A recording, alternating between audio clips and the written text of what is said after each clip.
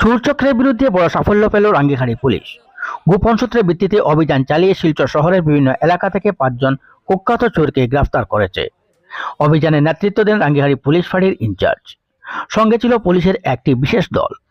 Police সূত্রে জানা গেছে, ধৃতদের কাছ থেকে বিপুল পরিমাণ চোরাই সামগ্রী উদ্ধার করা হয়েছে। উদ্ধার হওয়া সামগ্রীর মধ্যে রয়েছে 47টি মোবাইল ফোন, 4টি ল্যাপটপ, 1টি ট্যাবলেট, নগদ 73,000 টাকা, 9টি ঘড়ি, সোনার 1 জোড়া কানের দুল, 3টি আংটি, 1টি সাইকেল, 1টি ইনভার্টার মেশিন, 4টি অটো চার্জার এবং 3টি হাইড্রোলিক কাটার সহ আরও বেশ কিছু সামগ্রী। আটক ব্যক্তিদের নাম আব্দুল বাসিত চৌধুরী, জয়দীপ দাস, প্রদীপ দাস, আরিফুদ্দিন লস্কর এবং রাহুল সরকার। তারা সবাই শিলচর শহরের বাসিন্দা বলে জানা যায়। পুলিশ আরও জানিয়েছে, এই চক্রের সঙ্গে অন্য কেউ জড়িত রয়েছে কিনা তা খতিয়ে দেখা হচ্ছে। অভিযানের ধারাবাহিকতা বজায় রেখে ভবিষ্যতেও কঠোর পদক্ষেপ নেওয়া হবে বলে জানিয়েছেন রাঙ্গিহাড়ি পুলিশ ইনচার্জ। শিলচর থেকে বরাক তরঙ্গের রিপোর্ট।